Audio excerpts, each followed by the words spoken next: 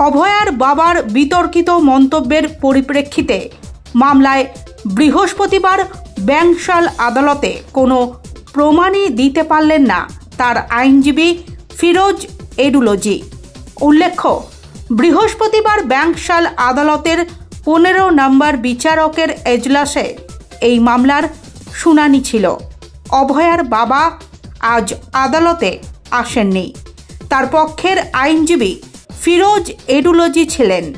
ঠিক কি কুণাল ঘোষের বিরুদ্ধে অভয়ার বাবা বলেছেন তা জানতে পেন ড্রাইভ চাইলেন আইনজীবী ফিরোজ এডুলজি। এভাবে সময় নষ্ট করছেন অভয়ার বাবা।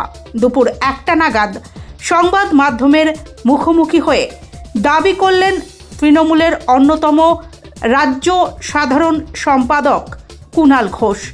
এই মামলার পরবর্তী শুনানি আগামী 19শে নভেম্বর। সিবিআই ঘুষ খেয়ে তদন্ত চেপে দিচ্ছে, রাজ্য সরকার টাকা পাঠাচ্ছে, আর কুণাল ঘোষ সিজিওতে গিয়ে সেটেল করেছে। তার বিরুদ্ধে মানহানির মামলা করেছিলাম। আমার আইনজীবী অয়ন চক্রবর্তী আজকে 15 নম্বর ব্যাংশাল কোর্টে 15 নম্বর বিচারকের এজলাসে শুনানি ছিল। অভয়ার বাবা আসেননি, তার আইনজীবী তারা ছিলেন। সবচেয়ে বড় কথা, আজকের এই শুনানির যে নির্যাস সেটা হচ্ছে এই অভিযোগের সমর্থনে প্রমাণ দেওয়ার বদলে পিছিয়ে গেলেন। এই তো রণভঙ্গ দেয়া।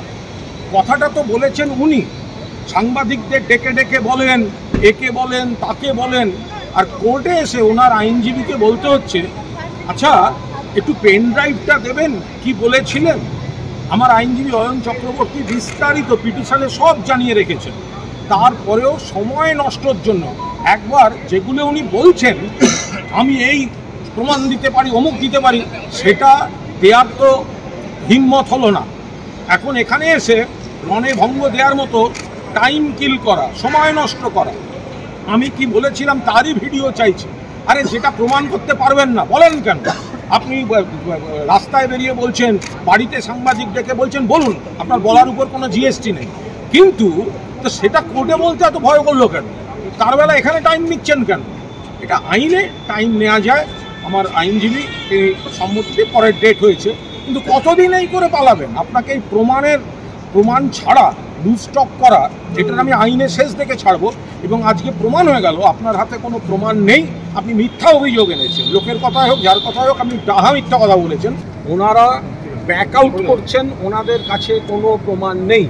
উনি যে স্টেটমেন্ট করেছিলেন, নিজের স্টেটমেন্টটাই উনি এখানে বলতে পারলেন না, বা ওনার লয়ার বলতে পারলেন না যে হ্যাঁ আমার ক্লায়েন্ট এই অভিযোগ করেছে, এই হচ্ছে ডকুমেন্ট। তার বদলে টাইম কিল করা স্ট্র্যাটেজি নিয়ে এখানে বলতে হচ্ছে আচ্ছা যেটা অভিযোগ আমাকে একটু ভিডিও ক্লিপিং এসে ইয়েটা দেবেন, যেখানে আমার লয়ার অয়ন চক্রবর্তী পিটিশনে গোটাটা ডিটেল লিখে দিয়েছেন। সব থেকে বড় কথা, উনি তো জানেন, উনি সাংবাদিকদের সামনে বড় বড় কথা বলছেন যে সিবিআই ঘুষ খেয়েছে, রাজ্য সরকার টাকা পাঠিয়েছে, কুণাল ঘোষ সেটেল করেছে, আর সেটা কোর্টে দাঁড়িয়ে বলতে পারছে না। তখন মনে হচ্ছে আমি কি বলেছি, আমার ভিডিওটা একটু দেবেন। এর মানে কি? এর মানে ওনারা ব্যাক আউট করছেন, কোনো প্রমাণ নেই। আজকের শুনানিতে ওনাদের এই রক্ষণাত্মক এবং সময় নষ্ট করার কৌশলে প্রমাণিত, যা বলেছেন ডাহা মিথ্যা কথা বলেছেন। আজ না হলে কাল সেটা ধরা পড়বে।